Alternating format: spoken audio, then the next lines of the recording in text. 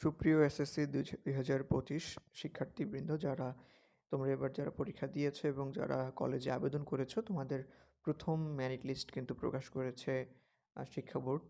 তো তোমরা খুব সহজে সেটা দেখতে পারবা তোমাদের প্রথম চয়েস অর্থাৎ প্রথম মেরিট লিস্টে তুমি কোন কলেজ পেয়েছো।